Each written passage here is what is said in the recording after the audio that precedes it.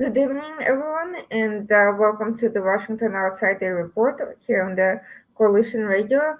My name is Irina Zuckerman. I am the editor in chief of the Washington Outsider. With me today is Michael Pregent to discuss the situation in Afghanistan and its effects on the Middle East, U.S. policy, what's going to happen next. Michael Pregent is a senior fellow at the Hudson Institute. He is also a former DA officer who served in Iraq. Iraq, as we have seen lately, has seen an uptick on attacks on U.S. targets, especially following the recent Taliban takeover of Afghanistan. And Michael, thank you for joining us today. It's been Well, thanks quite for a having me. few I weeks. appreciate it. We are seeing here congressional hearings over the situation in Afghanistan. We are seeing uh, an increasingly complicated situation with hundreds of thousands of refugees coming to U.S., UK, Canada, and also to Middle Eastern countries. Can you tell us a little bit more what's going on? Who are those refugees? What are the numbers? What happened to the Americans left behind? How many were actually left behind? What's the real story here? Well, thanks for having me. Um, the true answer is we just don't know. The honest answer is we don't know who we brought back. We don't know who we got out. We don't know how many Americans are left behind. We don't know how many green card holders are left behind. And we have no idea how many special immigrant visa holders we left behind. Well, let's start with the numbers that the White House gave us. Let's start with the numbers that White House officials told the Senate Foreign Relations Committee behind closed doors. And what they said was that there are 10 to 15,000 Americans inside of Afghanistan. Yet the only official numbers coming out of the administration now is that they have evacuated 6,000 Americans. Well, if you do the math, that means anywhere between 4,000 and 9,000 Americans remain in Afghanistan. And they now fall into that special category of they chose to stay behind, or they haven't contacted us officially. And the administration was hinting that they were going to leave Americans behind. They used language like those that choose to leave and those that choose to stay. Putting Americans in those two baskets, those two categories, basically signaled to anybody paying attention that they were going to leave Americans behind. And they continue to congratulate themselves. President Biden, Secretary Blinken, Secretary Austin, General Milley, General McKenzie of CENTCOM. They continue to congratulate themselves on the largest evacuation in U.S. history of the wrong people. They evacuated 130,000 people from Afghanistan. And of that number, 6,000 were Americans and 9,000 were Afghans that worked with us, that had these special immigrant visas. The other 109,000 or the other 116,000, however you want to do the math, we don't know who they are. What we do know is that about 75% of that number are unwed military-aged males. What that means is we evacuated about 75,000 unwed military-aged males that did not work with us. And that is a result of basically not planning to do this operation correctly. We now learn from General McKenzie that he told the Taliban commander that the Taliban could control Kabul, and all the coalition was interested in was securing Hamid Karzai International Airport. And they told the Taliban commander that before the U.S. forces had secured the airport. And so the Taliban flooded the zone with these unwed military-age males, and that was the videos that you saw, people running alongside the planes and the people crowding the airfield and running after planes. That was before the U.S. had control of that airport.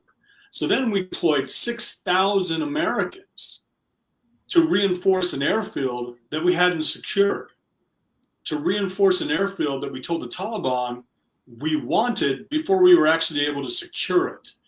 And of course, what that led to was you had tens of thousands of unwed military-age males, again, around the airfield, trying to get in.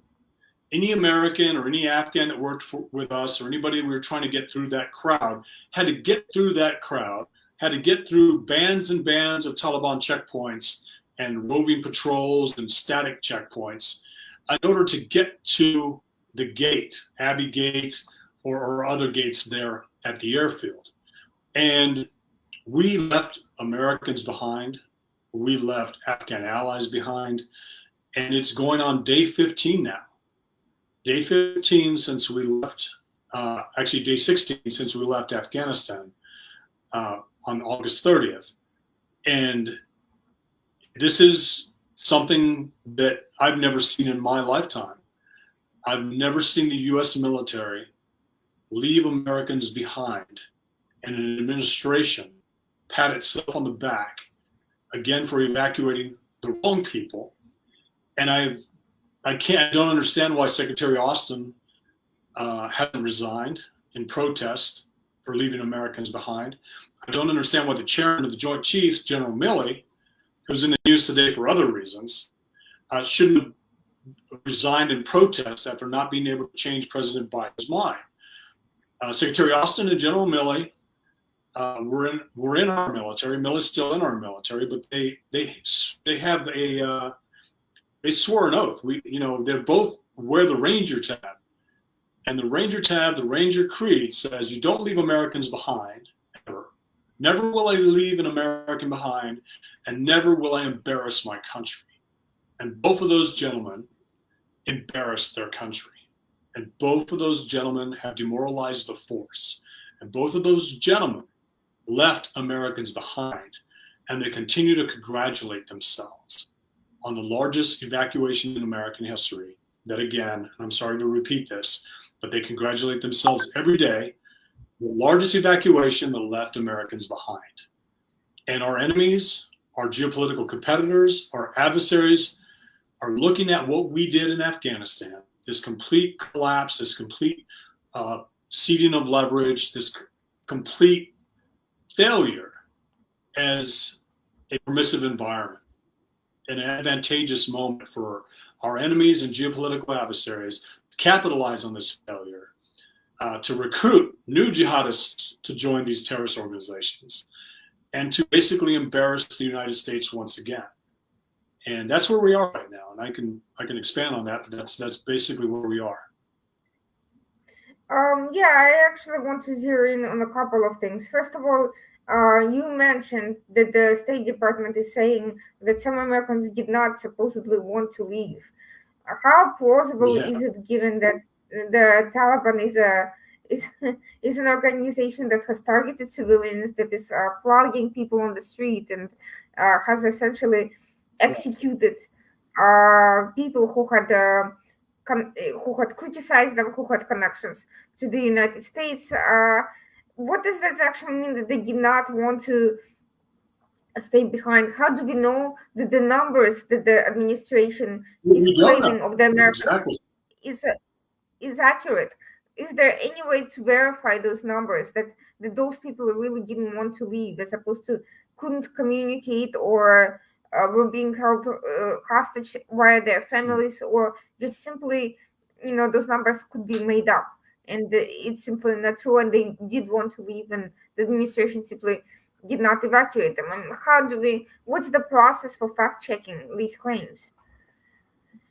Well, that's the luxury that the administration has, is there's no way to know how many Americans there, other than to use their numbers. They said upwards of 10 to 15,000 Americans. And I haven't heard one senator, I didn't hear a congressman yesterday, and I didn't hear a senator today, ask the administration, ask Tony Blinken, how many Americans chose to stay? How many green card holders chose to stay? And today we're pressed. Mm-hmm. What's that? Yeah. Well, and today we're pressed about green card holders. They said, what's the priority to get green card holders out? And Anthony Blinken said, Americans are a priority. And then Senator Romney said, so you're telling me that green card holders are not the priority for the State Department. And Antony Blinken said, no, Americans, citizens are. And that is so wrong, to basically leave American green card holders, American citizens, American allies behind, and cloud them into this, this number where, well, only 100 want to get out. Everybody else wants to stay. And the reason they are staying, the reason Americans are staying behind, is because their green card wives and husbands can't get out because the State Department hasn't made them a priority. So they stay there, and it's what you do. You won't leave your wife there with your kids. You stay, or a wife won't leave their husband, or the husband says, go ahead without us, we'll try to make it out other ways. This is a travesty. This is an embarrassment. This is a stain on our country. And we don't even know how bad it is yet. We haven't seen the propaganda videos where American hostages will be on their knees in front of terrorist flags and executed at a later date. And that's what will happen if Al-Qaeda gets them. And that's what will happen if ISIS gets them, the Islamic State of Khorasan. And the Taliban has done that as well. We have to stop acting like Al-Qaeda's premier ally, the Taliban, has somehow moderated their position. You can already hear this language coming from the president, coming from General McKenzie, coming from Secretary Austin, and General Milley, saying that the Taliban, again, Al-Qaeda's premier ally, is a counterterrorism partner against the Islamic State of Khorasan.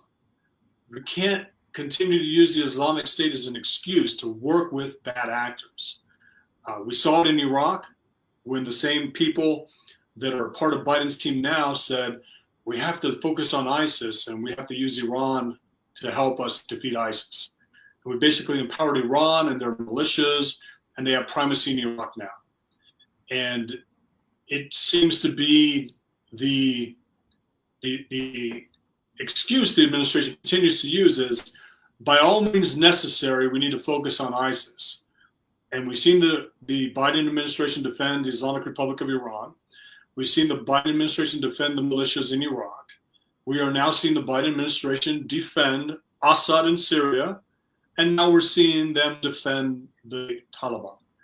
Al-Qaeda's premier ally, and it is embarrassing. I'd like to point out a contradiction in President Biden's position on this issue, because on 9/11 he actually made a statement saying basically, are we supposed to invade every country where Al Qaeda is based? And yet you're saying that ISIS is a priority. Al Qaeda, ISIS is an offshoot. Exactly. Or Al Qaeda. How does he differentiate between the two terrorist organizations, one of which had a direct attack on the U.S. soil? Why this distinction between them? Why is, by the way, President Obama in his own days called ISIS a JV league? So we're talking about the same people who only a few years ago called ISIS not all that important.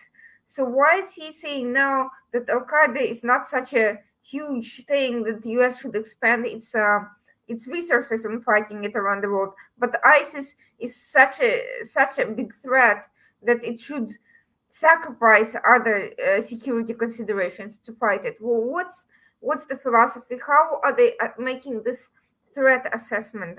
I'm very curious, because this is a. They're using ISIS to justify inaction. The Biden administration is using ISIS to justify inaction. How are they evaluating that ISIS is a greater danger than Al Qaeda for on what grounds? What's their official analysis? Because with ISIS, all you have to do is conduct a drone strike and say you killed somebody. We have no way to verify whether we killed anyone. We have no way to verify whether we killed a high-value target. Did we freeze? All right, there we go. We have no ability to assess whether or not we actually killed somebody if we use a drone strike against an ISIS target. We have no idea. Al Qaeda requires a more concerted footprint on the ground. ISIS has been decimated geographically. It's an excuse for inaction. And the Biden administration is focused on domestic politics arena. They're not focused on foreign policy. They want these quick foreign policy wins. They thought Afghanistan could be a quick foreign policy win. Go ahead. Yeah, I wanted to ask whether anyone in the Senate Foreign Relations Committee has pressed the administration on their threat assessment with regards to these terrorist organizations on the Haqqani network, which is connected to Al Qaeda, but is not all the different, and is actually part of the Taliban. These supposed rivals are actually working together. So, has anyone actually pressed the administration to provide their sources, if they're intelligence assessments, then to provide those assessments for review concerning how they're addressing these threats? Has that been asked? The question right now is mainly focused on getting Americans out and not trusting the Taliban. And unfortunately, a lot of senators and congressmen have bought into this ISIS-K threat. Yes, it's a threat, but it's not Al Qaeda. It is something you can target, and it's something that the Taliban made peace with recently. And we don't talk about this enough. And when I say made peace with, when they released ISIS-K fighters from Bagram Air Base, they killed the leader before they released them. So what does that mean? That means they said, you're going to work with us, or you're going to just have a ceasefire. Do you guys understand that? And if you don't, this is what will happen to you. And they killed the leader. The Taliban became the strongest tribe. The Taliban became the strongest horse. And, to say that they're mortal enemies, no, they're mortal enemies until there's another enemy. That enemy was the United States. That suicide bomber from the Islamic State of Khorasan went through Taliban checkpoints. He went through the Haqqani intelligence and security apparatus. They knew of the attack. They allowed the attack to happen. They knew the Biden administration would defend them. And that itself needs to be investigated. The Biden administration is unserious. They've been unserious on Iran. They've been unserious on Iraq and Syria, unserious on Yemen. They lifted the designation against Ansar Sunnah, or Ansar Allah, Ansar Allah. And now they basically have made our allies wonder whether or not the U.S. is a reliable partner. And they've given our enemies and adversaries a campaign commercial, a campaign strategy, a recruiting strategy. And again, it's an embarrassment. If our enemies are happy about our failure in Afghanistan and our allies are shaken by our sole decision to leave the way we did, then that's advantageous for U.S. adversaries, for NATO adversaries. And every jihadist group, whether it be Shia or Sunni, is emboldened, is empowered, and believes it has a permissive environment for the next 3.5 years. So we are facing two issues. We are facing a domestic threat with unvetted refugees, and I'm hearing horrifying reports from the Senate Foreign Relations Committee on rapists who've managed to touch down, on people with COVID who are not being, who are not only not vaccinated or masked, but quite, they essentially there's no prevention mechanism from people who are very ill from coming in, and not to mention other security threats of people who might have, people with child brides, people with with criminal records, people with extremist connections and multiple wives and so forth. We are hearing this domestic issue of over 100,000 people coming to the US soil, and in Iraq, we are seeing an uptick in attacks by Iran-backed militias on U.S. targets, and all of this comes amidst Biden's rhetoric about withdrawing from Iraq. Could you tell us what's going on? How is it that we are Well, managing to fail on both fronts? And what's happening in Iraq? What's the plan? What's is is this activity directly related to Afghanistan, or is it also just an excuse for the terrorists to do their to push their agenda? every every bad actor looks at Afghanistan as an opportunity to test this administration. North Korea launched a cruise missile, a new advanced cruise missile with a long range. Iran conducted a drone strike on Erbil. It was intercepted by our CRAM device, which is a counter rocket and mortar system that fires automatically, and took down the two drones. Yeah, Iran sees this as an opportunity. We have to remember the Islamic Republic of Iran has a new president, Raisi. Raisi is a hardliner. They're all hardliners. But this They're all administration is even covering trying to their say, own voters. yeah, they're all hardliners, and this administration is already trying to say that he's a moderate. And Iran is trying to get more concessions from the United States in JCPOA reentry talks, or the Iran deal, in Vienna. They want to get more concessions from the United States, and they believe this is the way to push the United States. They want to be paid off to stop attacks. But the drone attack was on our Kurdish allies in Erbil, in northern Iraq. And it's a message to the Kurds, it's a message to our allies in Iraq that the United States will abandon you, that the United States betrayed its allies in Afghanistan. You're next. We can do whatever we want with impunity, and the United States will do nothing. We withdrew Patriot battery systems out of Saudi Arabia amid attacks by Ansar Allah, the Houthis. We have been acquiescent to the Iraqi government to withdraw air defense assets also from Iraq. And again, withdrawing air defense assets, not to prevent an ISIS attack, but to prevent an attack by Iran's proxies in Iraq, an attack from the militias that this administration defended during the ISIS campaign and said they were necessary counterterrorism partners against ISIS. The same language being used in Afghanistan today to justify the administration's tilt towards giving the Taliban concessions and recognizing them as the legitimate government in Afghanistan. It was a coup in Afghanistan, a coup by a terrorist organization. No democracy, no Western country, and no adversary of the United States should recognize this government without severe consequences from the U.S. Treasury and from this government. There was a coup in Afghanistan by a terrorist organization, allies, basically Al-Qaeda's premier ally, and we shouldn't even be thinking about recognizing it or giving it sanctions relief. And if you listen to Tony Blinken, the bar for a new and progressive the Taliban is to have a woman in a burqa stand behind a Taliban member of parliament, or the marji, or the what do they call it in Afghanistan? I forget what they called it, but anyway, that's how low the bar is. And many times when we conducted raids against the Taliban in Afghanistan, or conducted raids against Al-Qaeda in Iraq, or ISIS in Iraq and Syria, their thinner men would just simply put on a burqa. So I wouldn't be surprised if it's going to be a guy in a burqa standing behind one of these Taliban leaders, because that's how low the bar is for this administration. If you basically put somebody in a burqa behind a Taliban commander in their government, they'll call it progress.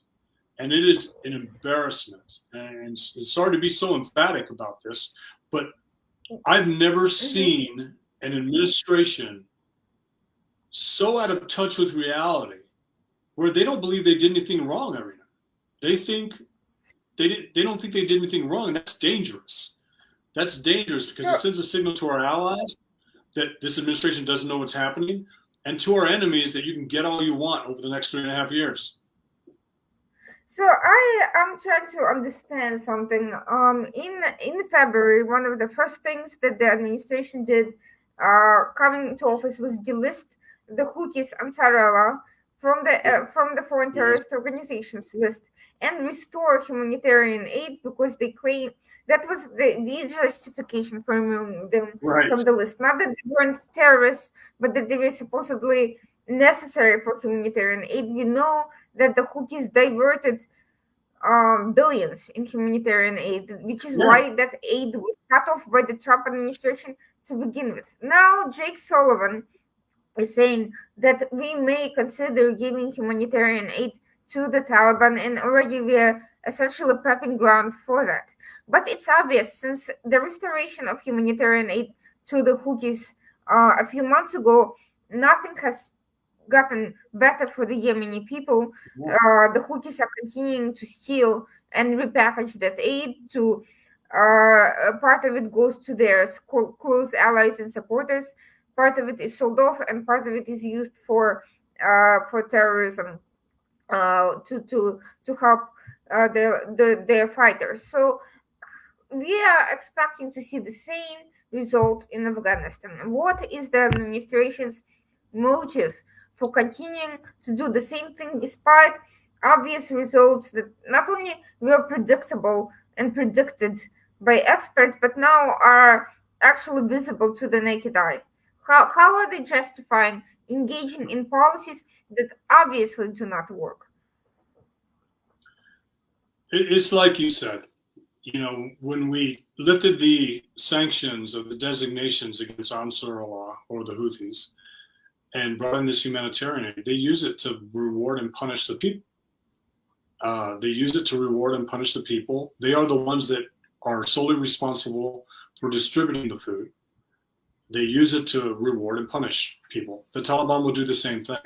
I talked to a friend of mine who's in the World Food Program, and I was embarrassed for him because he was so naive. He basically said, "No, the Taliban are great. They're pragmatic. Everything's getting through." I said, "You got to be kidding me. You're working with a terrorist organization that's going to use that to reward and punish people." Because no, they're letting everything through. They're great. It's easy to work with them. That's how naive. That's the American the Taliban wants to deal with. That's how naive and out of touch these programs are that continue to give food. And they say, well, we use food as a weapon. No, you're giving food to a terrorist organization to be used as a weapon, to reward and punish a population, to make it acquiescent to it, to make it support the movement in order to be fed. When you have a humanitarian crisis and you allow Assad in Syria, or you allow the Houthis in Yemen, or you allow the Taliban in Afghanistan to distribute that food, they use it to punish and make the population acquiescent to the movement or to the government. So let's hold on for Why a are they second. doing it? I don't understand why they're doing it. It doesn't make any sense. It's not leverage. It's not smart power. It's not smart at all. It is naive, and they continue to hope that our enemies somehow will change if they are nice to them. And hope is not a strategy. Hope is not a method. You use hope for a loved one, for a child, for a family member, for a friend. You never use hope with an enemy. You never hope an enemy is going to change. It just leads to failure, right? And embarrassment. We are seeing a pattern of this empowerment of terrorist organizations, basically us taking their word for it, even though it's very transparently obvious that they're not only trustworthy but outright lying, and the administration is only too happy to use it as an excuse not to take any action for ideological or other reasons. But you just mentioned about the World Food Program occupant of that position who seem to believe that the program is in fact properly managed, despite the fact that someone in his position will have the numbers to see that it's not. Now, we have seen Houthis, Hamas, Hezbollah, and others misuse UN vehicles and ships to deliver weapons, to hide fighters, to facilitate attacks. All of this is well documented. The diversion of humanitarian programs is documented. It's reported. This is not something made up by a Republican administration. This is documented by um, neutral mainstream media sources as well as by the organizations themselves. How could all these people, including the administration, possibly look at these records and still think something is going to change? On what grounds? It sounds to me like maybe they don't even believe it themselves, but no one is asking the right questions. Why isn't anyone, whether in the press or in the Senate, pushing them on this point? I don't understand the silence from our Congress on this issue. Yeah, I do. I think it's their toolkit, so to speak. It's the tools in their diplomatic bag that they use, the instruments. And they will argue that, well, we tried war and war didn't work. We tried military engagement and that didn't solve the problem. So let's reward it instead. It's the complete Actually, opposite US of. Go ahead. was never fully militarily engaged with the Houthis. That was not the case. No. US I provided. mean with the Taliban. I mean the Taliban. Oh, okay. Yeah. Sure. I mean, with Al Qaeda in Iraq and ISIS in Syria and Iraq and the militias, yes. So with the Houthis, it's basically we don't want to get involved in another Iraq or Afghanistan. Designating a terrorist group for conducting terrorist operations is too harsh, and we should allow them to distribute food because they are going to win in the end. And as we look at Yemen today, again, the Houthi forces are set to win and take the last bit of a stronghold from the government. And this administration seems okay with that. You know, they condemn Saudi Arabia. They're pulling air defense assets out. Go ahead. We have seen the Houthis interact with other terrorist organizations, with Hamas, Lebanese Hezbollah, exactly. With Iraqi militias.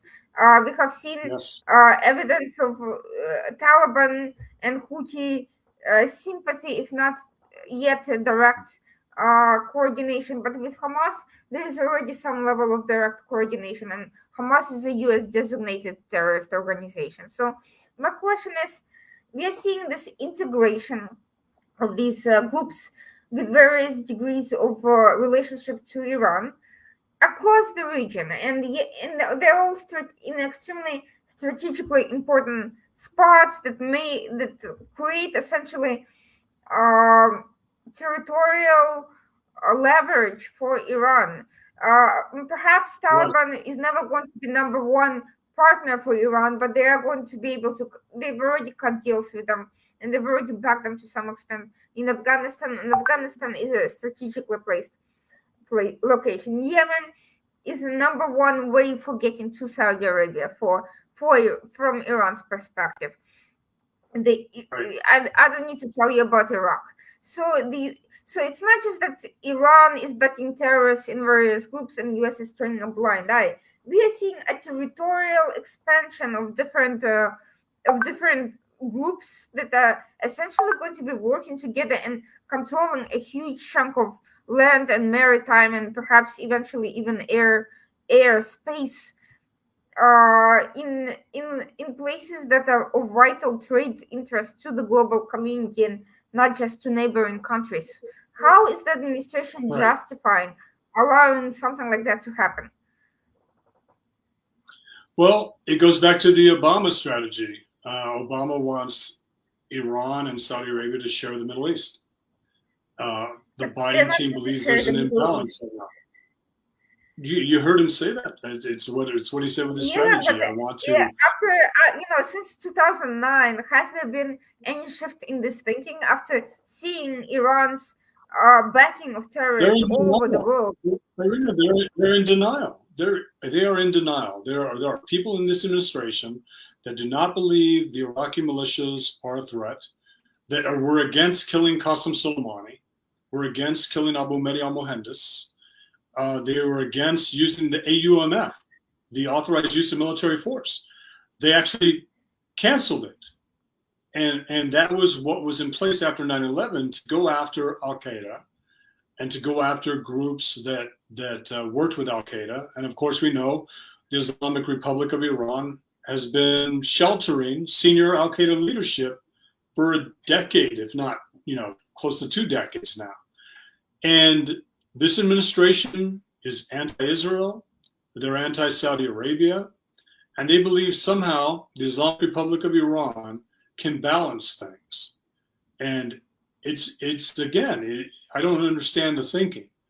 You can be against what Saudi Arabia does and also be against what the Islamic Republic of Iran does. One's a necessary ally.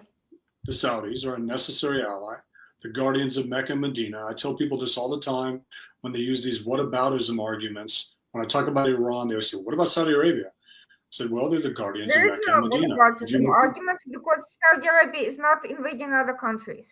That's quite simple. Yeah, Saudi Arabia is an ally. Iran is an it's not.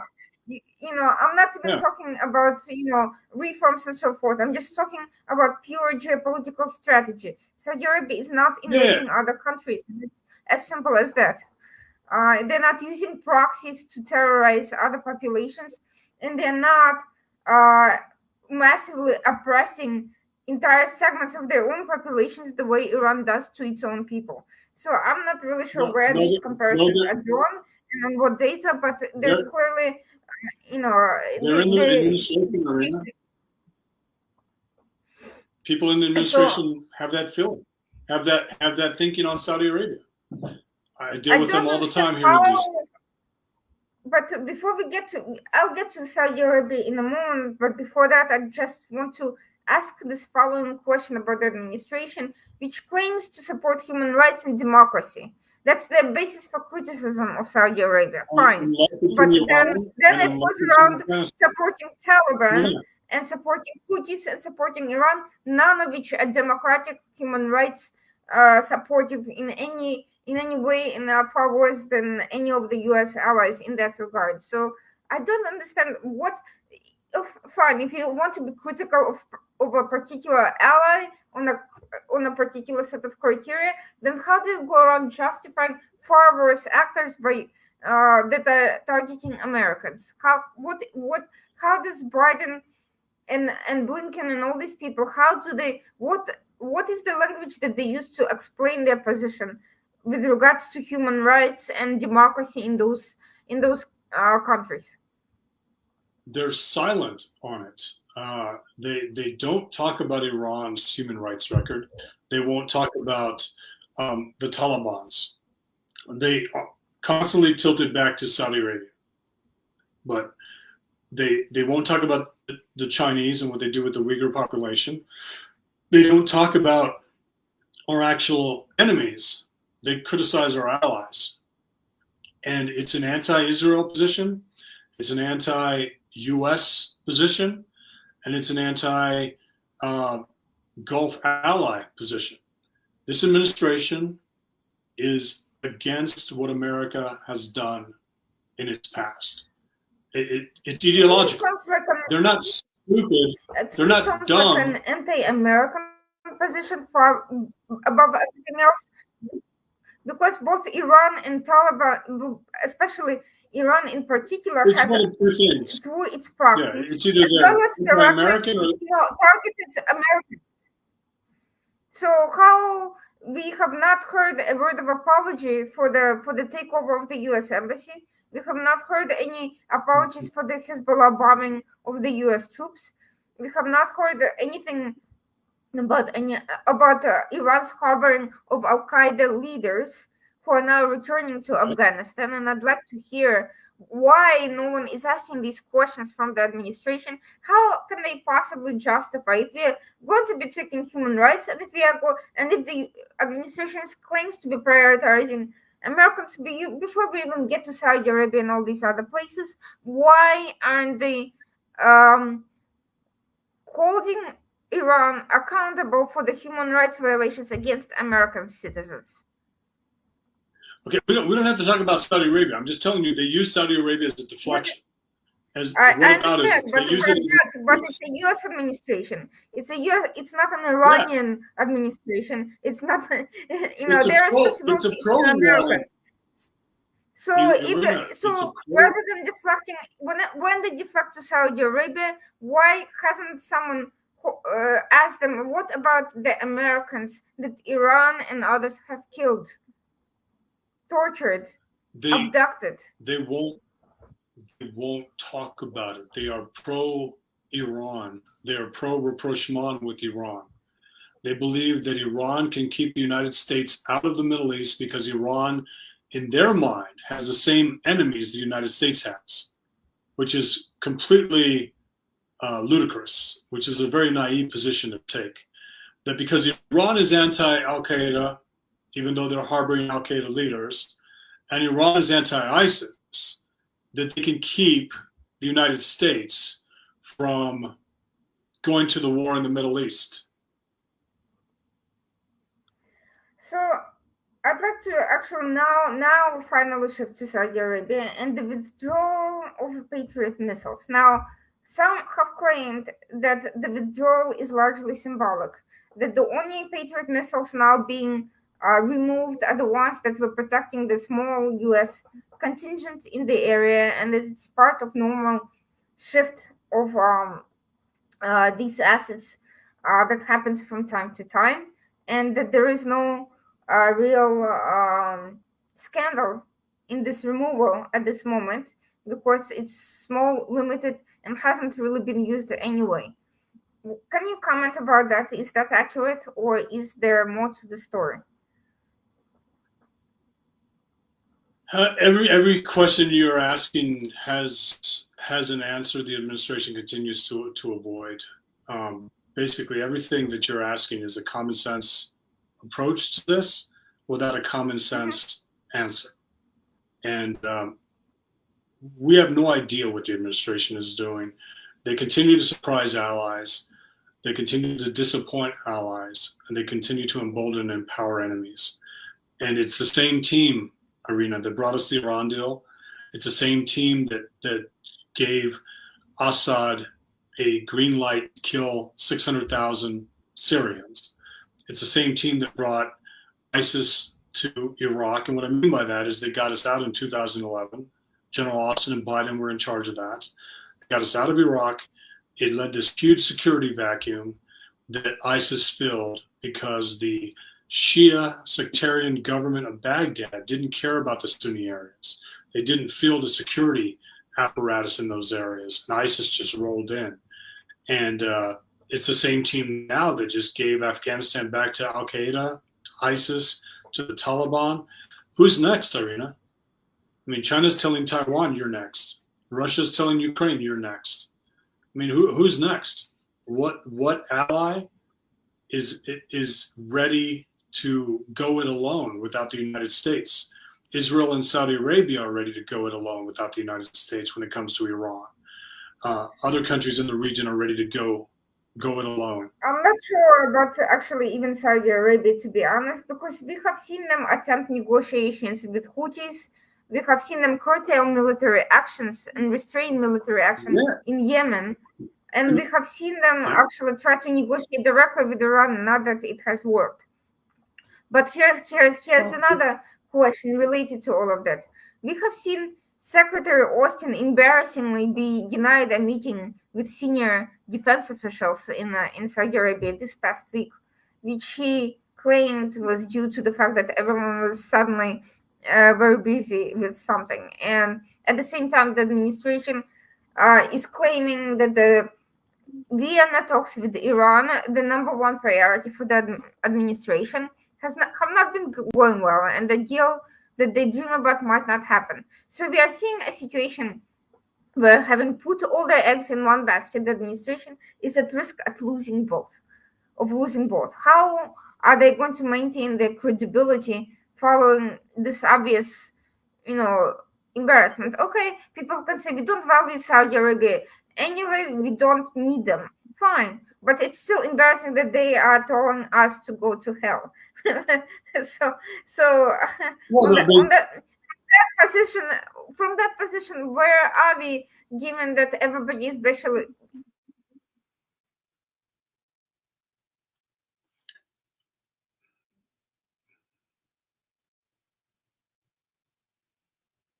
Well, I don't know if you can hear me. Are you still good?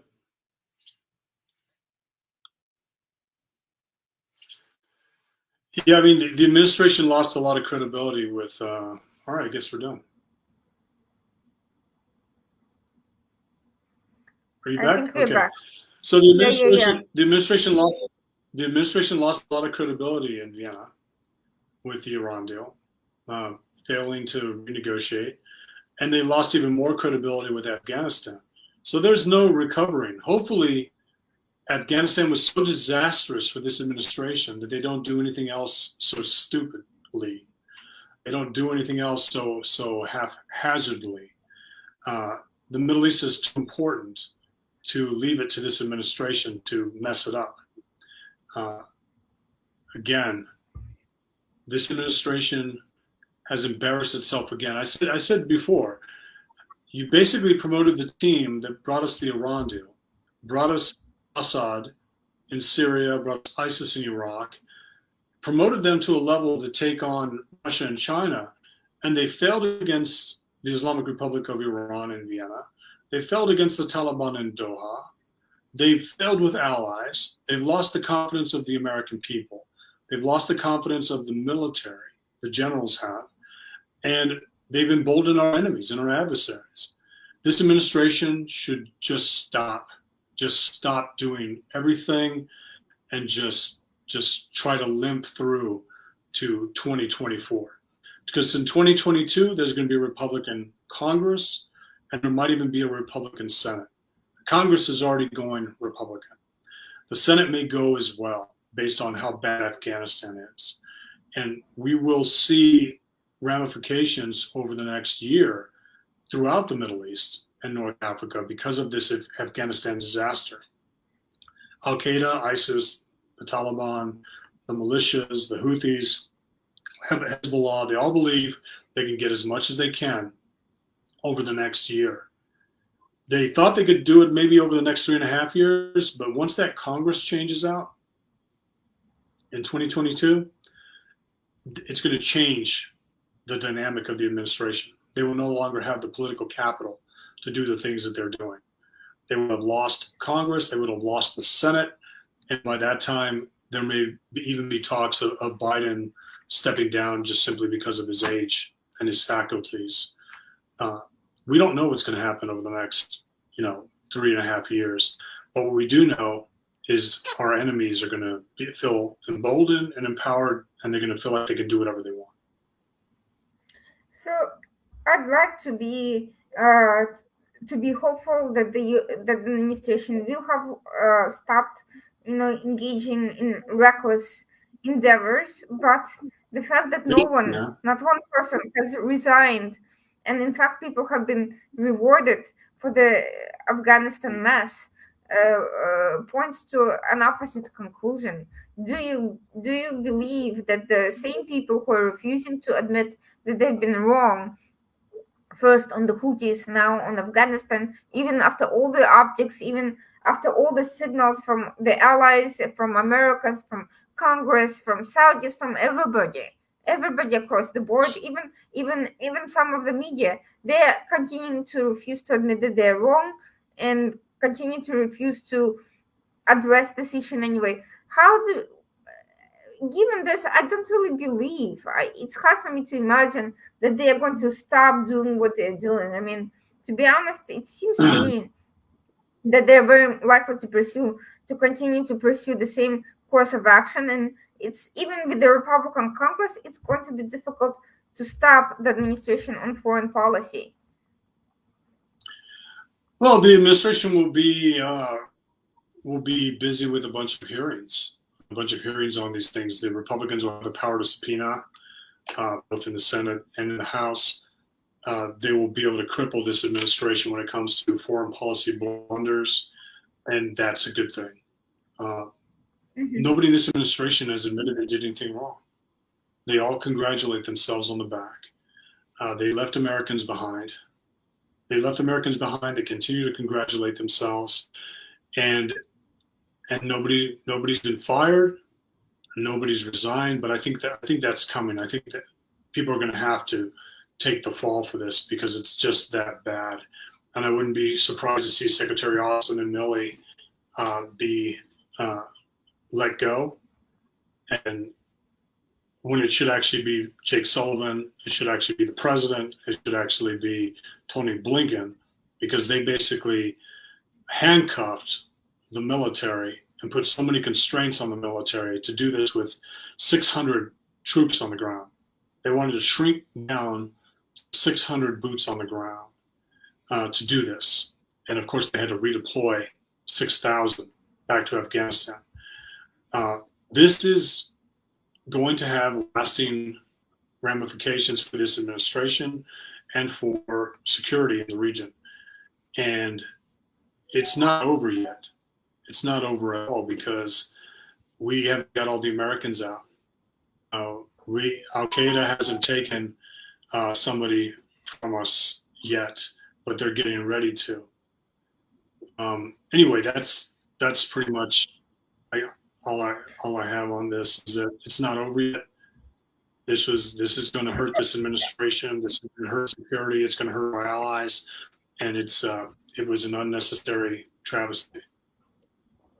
So I'd like to end on one last issue, sort of tangentially related to all of this, which is Al-Qaeda. Biden, in light of the 20th anniversary of the September 11th terrorist attacks, had declassified documents allegedly showing the relationship between some senior Saudi officials and Al-Qaeda operatives. And then that was it. So, what is the actual strategy for holding Al-Qaeda accountable? What is the actual strategy for holding the wrongdoers accountable? Sounds to me like it was a gesture, a posturing gesture, just to make Saudi Arabia look bad. But what is the actual commitment to the counterterrorism and counter-extremism strategy on the U.S. part? Has there been any discussion about that? With what? Saudi Arabia? Or with what? Al-Qaeda. No, I mean, we're going to continue to take out targets, but we just had Zawahiri give a 20th anniversary video. Where's the U.S. counterterrorism? Yeah, that's my question. For Zawahiri?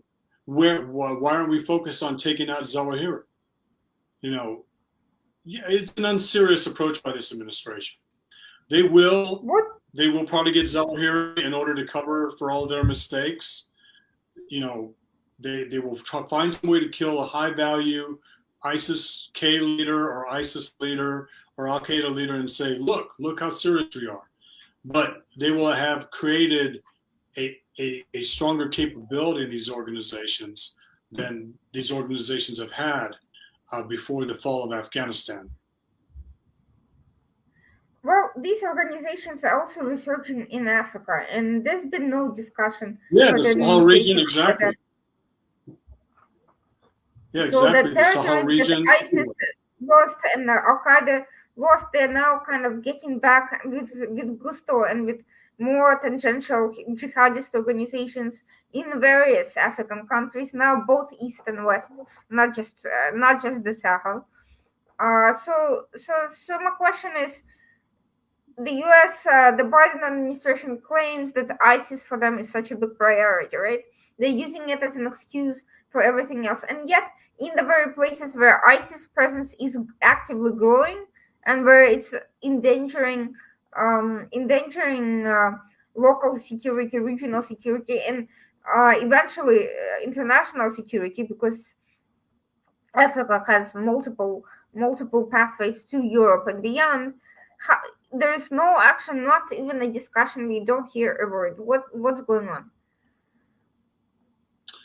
Well, they're using, it's an intelligence and special operators fight. So there's no need to deploy, 20, 30,000 American forces to these places. You basically develop intelligence and you use drone strikes or airstrikes to kill bad guys, to kill targets. So that is something that Biden has actually talked about over the last 20 years. And this isn't to give credit to Biden, it's just a simple thing. Yes, of course you use intelligence and special operators to go kill bad guys, to go kill leaders of ISIS or Al Qaeda, the high value targets. So it's not like it was his idea. It's just the easiest thing for the American population to consume is let's send intel guys, let's send the CIA, let's send special operators, let's send Delta Force, let's send the 82nd Airborne. I mean, everybody's always okay with an airborne unit going and doing something, or Marines. But there is nothing that gives our allies any comfort when China and Russia are starting to threaten Ukraine and Taiwan, or Iran is starting to threaten our allies in northern Iraq, where Iran believes it has control of Iraq itself, and the administration continues to reward Iran through lifting designations on the Houthis, trying to lift designations on Iraqi militias, ignoring Iran's violation of existing UN Security Council resolutions and sanctions, and empowering our adversaries, like Russia and China, through Iran, by allowing Iran to, again, sell oil, to do things that benefit Russia and China. I mean, they have this new military pact now. And, the Russians and the Chinese are happy to take advantage of the Iranian economy. And even hardliners in Iran know that they're going to be taken advantage of by Russia and China. But they're desperate. They're desperate because maximum pressure worked, sanctions worked.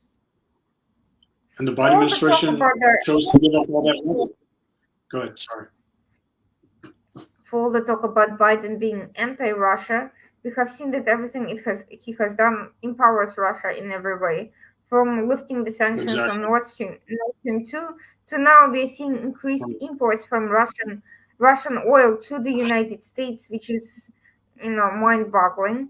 And of course, we're seeing Russia expand its presence in Africa through the Wagner militia. The latest we're seeing is a contract to engage in Mali, in the Sahel, and that's not a good sign or a good look. But the general foreign policy of this administration has been consistently anti-U.S. interests in every way.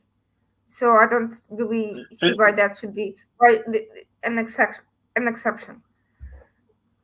Yeah, I mean, if you look at our allies in the Middle East and our European allies, the less reliable the United States is, the more they turn towards Russia and China.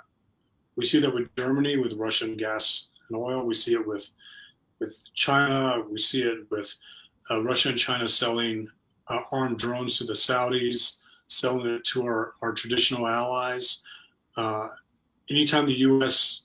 tries to focus on great power competition by focusing on Russia and China, and they tilt out of the Middle East or they tilt out of an area, China and Russia tilt in, and then they entrench. And they're there for resources, ports, and airfields. And they're building things for themselves. They're not there to fix anything. They're there to take advantage of a desperate situation.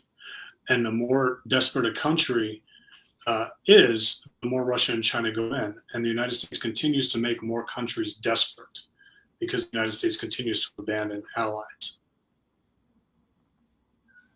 Well, it's very clear that the administration, if it has any strategy, it's not one that is of any benefit, nor is it anything coherent other than trying to appease everyone who is perceived to be a threat and not really strike the fear into the hearts of adversaries, right, and at least limit their actions against U.S.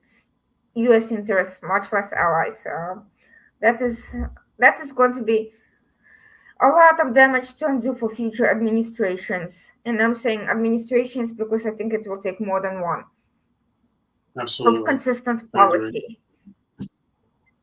Because we have seen a back and forth. We have seen, Obama completely turned the Middle East upside down, and Trump restored some relations on a transactional level to some extent, and at the very least was perceived as limiting Iran to some degree. Then Biden came back, started undoing everything. If we keep having this highly polarized flips with no consistency whatsoever and no predictable course of action and no real commitment to undoing the enemies, I don't really know how long we are going to last as a, I wouldn't even say as a superpower, but even as a just a strong country with its own interests to defend.